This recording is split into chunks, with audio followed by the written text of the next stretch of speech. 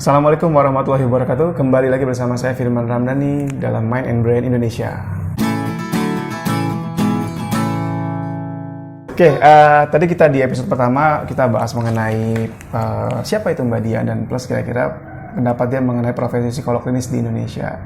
Di video kali ini kita akan membahas mengenai terapinya, terutama terapi yang dipakai sama Mbak Dian ketika menangani pasien. Nah, kalau praktek lu pakai metode apa aja, Mbak? Dulu aku tuh belajarnya transpersonal approach. Jadi belajar transpersonal dulu. Kayak pas awal-awal lulus sih masih bingung gitu. Bingung gak sih, Man? Kan bingung. Apaan nih gue ngapain gitu. Belantara. Sama berantakan banget. Belantara ini ya. Bener bingung. Dan ini kalau ada klien gitu mesti gue apain, gue bingung juga gitu loh. Jadi kalau sesi pertama itu tau gak sih yang kita kerjain adalah didengerin terus habis itu begitu selesai kita baca buku. Betul. Tapi itu dulu kan atau awal?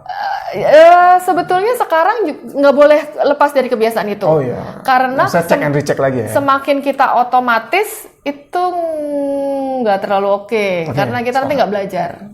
Jadi harus kalau misalnya ada apa, setiap orang, setiap pribadi kan konteksnya beda-beda. Kita perlu belajar konteks orang itu juga. Yes.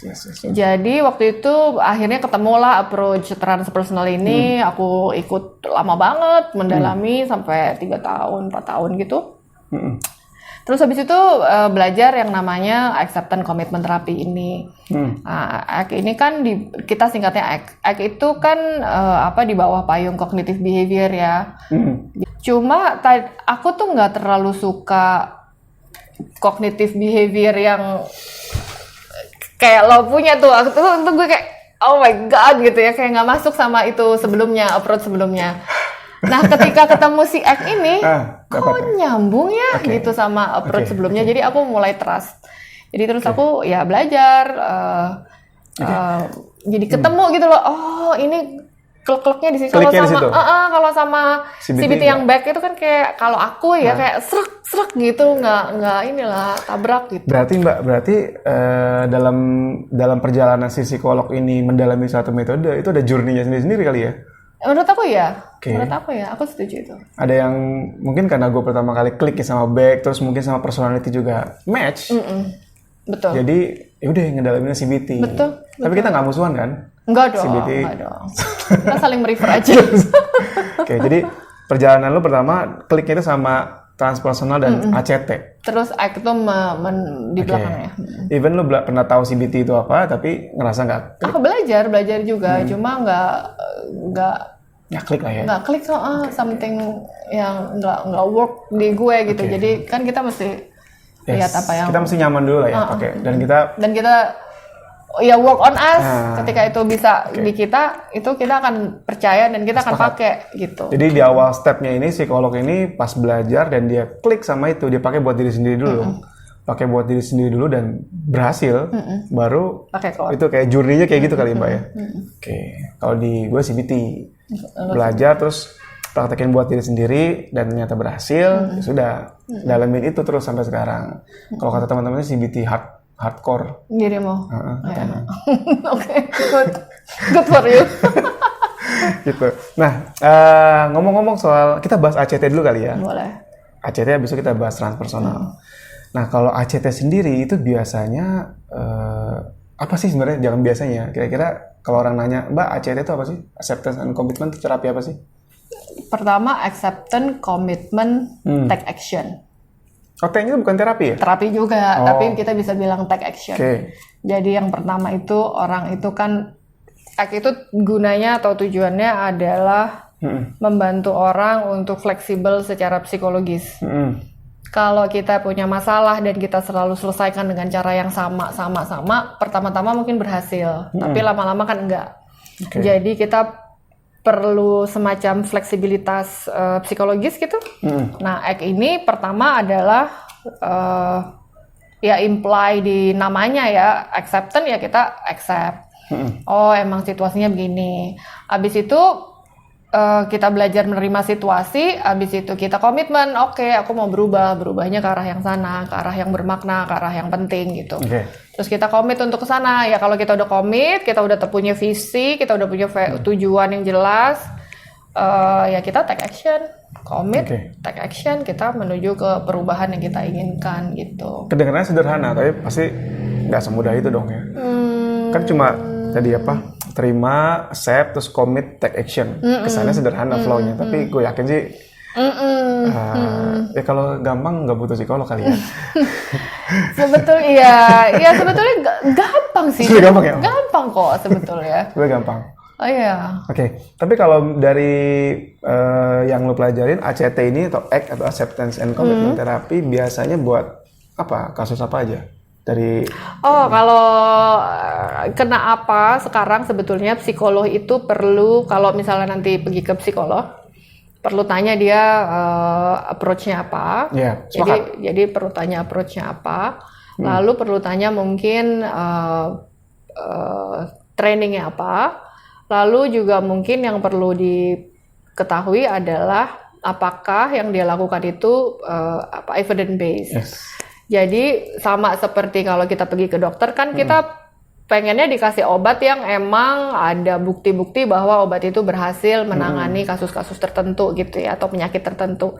Sama di psikologi juga gitu. Jadi kalau ACT itu sendiri sih sebetulnya supported by research ya. Jadi sudah didukung oleh riset-riset, paling sama seperti CBT-nya yang dirimu pakai kayaknya. Kekuatannya ada di depresi, ada di kecemasan. Setelah itu berhasil di dua area itu, baru kemudian penelitian-penelitiannya mulai berkembang. Misalnya buat drugs, atau misalnya buat grieving, atau ini personality disorder banyak pakai CBT. CBT. Atau DBT sebenarnya. DBT. Ya. Payungnya Payungnya masih cognitive behavior. Aku lagi belajar itu. DBT di Indo. Di luar. Maksudnya gue lagi training lagi. Kok nggak diajak saya? Gue juga pengen, Mbak. Dari nanti lagi mau cari grup. Oh iya, itu mesti dalam grup soalnya. Jangan kita sama nih yang mau kita pelajari. Enggak, aku ngambil yang grup mahal banget yang di grup. Nanti kita bahas video. Nanti menunggu. Jadi nanti datang ke psikolog kalau emang mau terapi, tanya pendekatannya apa. Misalnya psikolognya sebut ACT. Lalu buka Mind and Brain. Cari ACT itu apa. Oh iya dong. Iya. Kan bisa jadi portal juga buat tahu metodenya apa. Terus is it evidence based? Evidence based tuh maksudnya banyak risetnya. Banyak risetnya. Kalau tadi Mbak Dian cerita, paling nggak ada dua. Paling nggak di depresi dan anxiety dulu di awal tuh. Kalau emang itu terbukti dan banyak dipakai, baru dia pasti akan berkembang ke yang lainnya. Dan emang CBT awalnya buat depresi. Depresi kan? Depresi. Si Aaron Beck tuh buku pertamanya Cognitive Therapy for Depression. Dan di situ baru tuh dia kembangin itu. Mungkin nggak cuma dia ngembangin anak-anaknya, bawahannya yang ngembangin. Iya. Artinya kalau tadi lo bilang CBT, ACT, ACT ini adalah part of cognitive behavior. Kalau dari historinya itu gimana sih? Dia emang muridnya Beck atau dia terpisah? Aku kayaknya tetap di payung yang sama, akan tetapi si yang mengembangkan ACT ini kan namanya Hayes ya, Stephen Hayes. Kalau di BT Mas Alinahan. Ya, ini Hayes. Dia yang mengembangkan, dia sendiri juga pencemas. Dia sangat-sangat pencemas dan dia bekerja dengan isu-isu kecemasan itu dan risetnya jadi ada di situ. Jadi kemudian akhirnya dia menemukanlah si approach ini. Gitu. Tadi pertanyaan lo apa sih? Lupa, maaf. Ya, itu sejarahnya gimana? Apa dia memang belajar emang CBT dulu terus dia mengembangin sendiri, atau emang dari awal dia ciptain itu? Terus kita yang label dia under cognitive behavior. Aku nggak terlalu paham gimana dia mengembangkannya. Yang gue tahu tuh pokoknya dia risetnya ada di area itu. Itu video-video Hayes juga banyak sih. Jadi di YouTube ada ya? Di YouTube banyak. Hayes, H-E-Y-E-S. Nah itu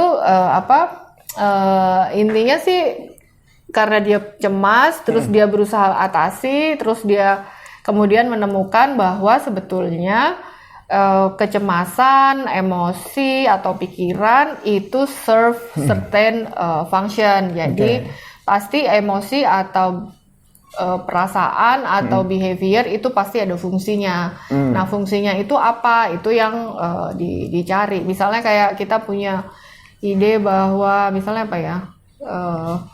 Misalnya adalah aku ini kan pemalu, jadi aku nggak bisa interact sama orang atau nyapa orang duluan misalnya gitu. Nah itu serve fungsi apa tuh, malu dan nggak mau itu tuh fungsi apa? Fungsinya. Apakah itu rasa aman karena saya takut dinilai atau apa misalnya kayak gitu-gitu. Jadi ada fungsi itu tuh yang kita berusaha temukan. Dan kemudian kita bikin itu fleksibel ya supaya kalau supaya lagi nggak gitu pakai cara itu terus. Cara menghindar terus gitu. Kira-kira gitu sih. Kurang lebih mirip ya, gitu ya. Mirip sih, cuma mungkin ada beberapa part yang beda. Terakhir kalau di Indonesia banyak yang ACT Mbak, psikolog yang ngedalamin ACT selain lo? Kayaknya kebanyakan lulusan kita bisa pakai itu tuh kalau misalnya karena mungkin risetnya dulu kan dulu banyak di sini ya karena gitu enggak maksudnya karena waktu itu kalau mahasiswa bimbinganku kan risetnya di area itu tuh misalnya kalau terapi jadi ACT. Jadi mulai agak kebentuk jadi mungkin udah mulai banyak kali yang pakai. Tapi kalau mau belajar ACT sendiri apakah di Indo ada perkumpulannya atau mesti ke? Yang menarik dari si Hayes ini adalah dia sangat pemurah. Dia sangat murah hati. Dia tidak bikin nggak dimonetize banget gitu. Jadi aku sangat appreciate dia, sangat pemurah dan sangat baik hati. Baik sekali Mas Hayes ini. Aduh aku padamu Mas.